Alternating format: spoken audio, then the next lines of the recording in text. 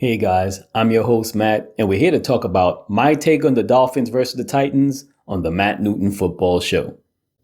The Dolphins decided to start Tyler Huntley at quarterback versus the Tennessee Titans, and for the Dolphins offense, it couldn't have gotten any worse. The Dolphins were unable to move the ball with any consistency due to a largely ineffective running game that left the offense behind the sticks and put them in situations where they faced a lot of third and long situations. And the Dolphins offense, as the way it's presently constituted, isn't really suited to overcome third and long situations. So Tyler Huntley, starting at quarterback after 2 weeks, not knowing a lot of the concepts that Mike McDaniel installed, concepts that were in fact really designed to take advantage of Tua Tagovailoa's strengths, just wasn't there for the young quarterback. And Tyler Huntley went out there and gave it his best. He tried to compete. He used his legs at times to make plays, but he just didn't have a good enough feel of the offense. And even when he did, either he threw an inaccurate pass or his receivers dropped passes. So as a whole, it didn't seem like the Dolphins offense really upped their level to help support their backup quarterback. And Tyler Huntley's not blameless in this. He missed a couple of pass plays deep to Tyreek Hill that, if connected, could have resulted in touchdowns. But the Dolphins didn't connect on those plays, and for the most part, they were trailing for the majority of the game. So that put even more pressure on the defense to continuously make stops because the Dolphins were completely inefficient on third downs. On their first 9 third downs of the game, they just converted 1. And that means a lot of punting and a lot of opportunities for the other team to get the ball and score.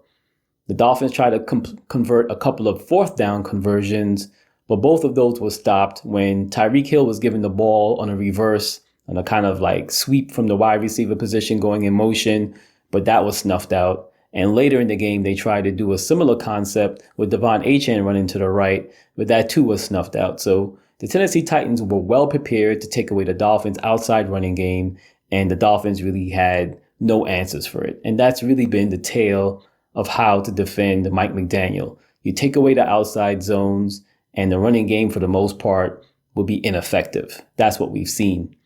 Now, as far as Tyler Huntley is concerned, he had an opportunity to make some plays down the field with a couple of passes to Tyreek Hill that one was overthrown and then the other one was underthrown. So if he had connected on any one or both of those passes, the Dolphins could have gotten 2 touchdowns, which would have put them in a more favorable place in the game. But he didn't connect on those passes, so the Dolphins were left trying to reel and come from behind the whole game. And it's unfortunate because I thought Tyler Huntley's legs would be a dynamic that the Tennessee Titans would have to play for, and the Dolphins would be able to get some cheap yardage using his mobile ability. For example, if the Tennessee Titans were in man defense and Tyler Huntley drops back, if the defense's backs turn to the quarterback can usually escape the pocket and pick up some free yards on the ground. We really didn't see the Dolphins try to do any of this in the course of the game, and they tried to make Huntley, for the most part, a pocket passer. And I'm sure that's what Tyler Huntley aims to be, but at this point in his career, it seems as though it would be best for him to use his legs to help manufacture offense when the team needs it. And he did on a couple of third downs. He converted with his legs. 1 3rd and 10, he was able to escape the pocket and convert with his legs. Another one, he dove for the first down. So clearly the young man was trying to win, but apparently his skill set just wasn't such that he can not only lift this team to victory, but he also couldn't help to compensate for his teammates' mistakes. On one drive late in the fourth quarter, the Dolphins must have had at least 5 pre-snap penalties, from everything from illegal shifts, whether it's 1 player, 2 players, 3 players. They all seem to be guilty at some point of having an illegal shift. Some of it was Tyler Huntley snapping the ball before his players were set, but some of them were the players not really being set when they were supposed to before the ball is snapped. So there were all kinds of pre-snap errors taking place. The Dolphins offense didn't look really smooth all night, and that plagued them throughout the course of the game. Then when you add in the drops, like early in the game, Tyreek Hill dropped a swing pass from Tyler Huntley, which was supposed to be a quick way to get Tyler Huntley some rhythm.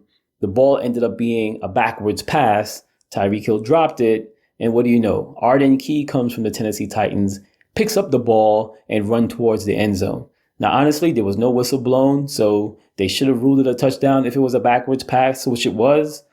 But if it was a fumble recovery for Arden Key, there's no reason why that shouldn't have been called a touchdown. But Tyreek Hill dropped the pass, and he was a little bit lackadaisical about retrieving the ball. The Tennessee Titans were on top of it. They recovered the fumble, then they got the possession. So these are the kind of things that happen throughout the course of the game that you wonder if this team was even mentally prepared to go in there and fight for this victory. And there were so many mistakes on offense, a few on defense as well, but there were so many mistakes on offense. You just never really got the feeling that this team came in there ready to fight and to compete to win. And I blame some of that on Mike McDaniel, of course. He's the head coach, but he's also the offensive play caller. And they didn't really get Tyler Huntley a package of plays where they could really utilize his legs. They had one design run play that was called that was stopped for a very short gain. But to me, where Tyler Huntley's legs would be special is on pass plays where he's a drop back passer, nothing's open downfield, and then he scrambles to pick up 3, 4, maybe even 5 yards. That's where his skill set can really be valuable to the Miami Dolphins. But the Dolphins seemed like they had no inclination of using that talent and instead relied on him being a pocket quarterback. So I thought that was really a bad thing. In terms of getting the ball in the passing game to guys like Devon Achane, we didn't see any of that this game. They did throw him some swing passes. He was lined up in the slot, but never did we really see Devon Achane line up in a slot versus a linebacker or a cornerback and being able to take advantage of his speed to get down the field and make a play. It was just Tyreek Hill deep. If not him, then no one else. And it's very discouraging to watch this Dolphins offense. If you've been following the team, you would know that they've been having trouble trying to score for the last few weeks, even going back into last season. The Dolphins offenses look stagnant. They look non-productive. And whether teams have figured them out or not is debatable at this point. But there is a game plan on how you stop this Dolphins offense. And if you had to write a blueprint on how to do that, the first thing you'd want to do, of course, is take away the outside zone runs because Mike McDaniel lives for that. And then you take away all the stuff in the passing game between the hash marks. All these little post and skinny post and slant routes and drag routes across the middle. All of these places where the Dolphins like to get the ball to get run after the catch yards. You just have to flood that area of the defense and force the quarterbacks to throw the ball outside the hashes. If you can do that and you can force the Dolphins to run the ball in between the tackles, then you pretty much have this problem solved. This Dolphins offense is solved by really just employing those two tactics. And I think that teams know that, right? Teams have figured that out. They've been watching film on the Dolphins over the last 2 seasons. And at the core, the Dolphins are really the same team they have been for the last 2 years. So there's a lot of film to really watch and break down and to take advantage of the Dolphins' weaknesses and force them to play not to their strengths, but force them to do things that they don't do well. So this is an ongoing problem that had been going on for the Dolphins since last season. And you would have thought the Dolphins would have added some more wrinkles this season. But to me, it's just really more of the same. Maybe they thought some personnel upgrades would have changed things. Adding a guy like Jonnu Smith or Odell Beckham Jr. could have gave the offense a more dynamic way to attack the defense. But thus far, we haven't really seen it. Odell Beckham Jr. obviously hasn't been made available due to injury. Jonnu Smith has been really a non-factor on the offense. So you ask yourself, what did the Dolphins do to really improve this offseason? Schematically, they don't seem to be doing anything to scheme up the offense better than they did last year. So it doesn't really feel as though the Dolphins made any significant upgrades in making this team better on offense. It seems like they actually got worse. And that's really a bad thing for the Miami Dolphins. Mike McDaniel hasn't been able to show thus far that he's a guy who can win with your backup quarterback. As a matter of fact, the only guy he's ever really won games with successfully is really Tua Tagovailoa. So it's really hard to say if Mike McDaniel has the chops to coach another quarterback to a victory. We just haven't seen it yet, at least not as a head coach. So there's a lot of things to really question in terms of Mike McDaniel's play calling, his obsession with getting the ball on the perimeter, his lack of physicality on the offense and the offensive line and their game plan and the play calling. They seem to want to run away from attacking the middle of the defense, which, if you take away the middle of the Dolphins for them attacking the middle of the defense in the running game, then you're forcing them to play on the outside. And that's where the Dolphins want to go but defenses have now decided to overcompensate for the outside runs and get that leverage to cut off, the outside and force the Dolphins runners to go back inside where there's help for the defense. So, it's on film. If you've been watching the film or you've been watching the Miami Dolphins, it's pretty easy to figure out. Other teams have copied this game plan and have used this as a way to help to defend the Miami Dolphins. And the Dolphins haven't really adjusted. It seems like the Dolphins, their only adjustment to the defense is now just to execute better, just to execute more effectively, just to be more efficient. And that's asking a lot from your players. Part of what made Mike McDaniel successful early in his career was that he was operating from a state of surprise. A lot of people hadn't seen what he was looking to do on film. And he caught the defenses off by surprise by not really, using some of the plays directly that he used in San Francisco. But Mike McDaniel has to reinvent the offense, right? He has to keep it fresh. He has to do other things in order to keep the defense off guard. And right now it seems as though, he's just really stuck in this mode where he's recycling the same bubble screens all over again, the same swing passes. And teams have seen that enough already. It's like enough. We know you're trying to get the ball to Tyreek and Jalen Waddle, and you're trying to find any way to get the ball in their hands, but we'll be ready for it. We'll double team them when they get inside of the hashes. Outside of the hashes, we'll take our chances. In the flat, we'll definitely pounce on the ball carrier and make sure that we swarm to the defense. So, the game plan seems to be this is how you stop the Dolphins offense. And if the Dolphins don't really adjust going forward, it's not going to really matter if Tua is the quarterback or not. This offense really hasn't played well with Tua at the starting quarterback position dating back to last season. You can go all the way back to the Tennessee Titans game last year. The Dolphins didn't play particularly well then either.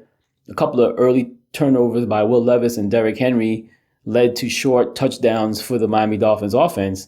But in the second half of that game, you can see the Dolphins offense was largely ineffective.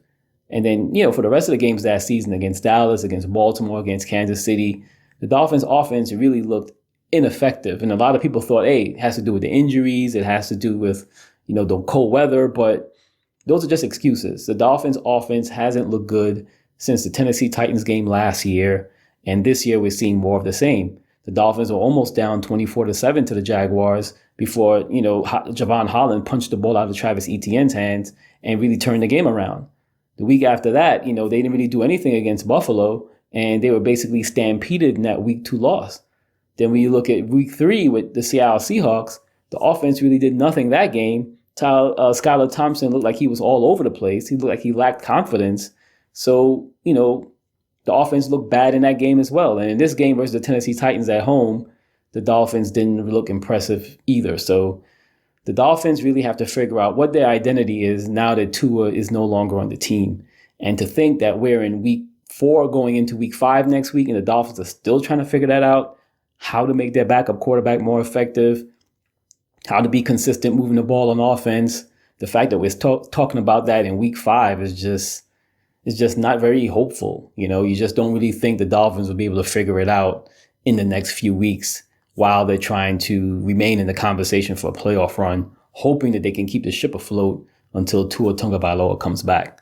So I'm not really sure if that's going to happen or how it will happen. Mike McDaniel, unfortunately, hasn't really shown the ability to adapt his system to other quarterbacks. I don't think he's won a game that was started by a quarterback outside of Tua Tagovailoa. So it's really just difficult to see the path going forward for this team. And I don't think the arrival of Odell Beckham Jr. on the team is going to change things dramatically. So this is where we are, folks. The Dolphins offense is struggling. Tua is still on the mend. Mike McDaniel is not doing the appropriate adjustments. They're still struggling to convert third and short runs, still running laterally into the outside. Really don't have an answer to effectively run the ball in between the tackles, and haven't really been able to show anything on offense outside of running a scheme that involves Jalen Waddle and Tyreek Hill going through the middle and catching passes between the hash marks. If the Dolphins aren't doing that, they're not doing anything on offense. And it's very discouraging if you're a Dolphin fan. But this is where we are at week 4 going into week 5 of the 2024 season. You guys let me know what you guys think about the offense in the comments section below, and I'll see you in the next video.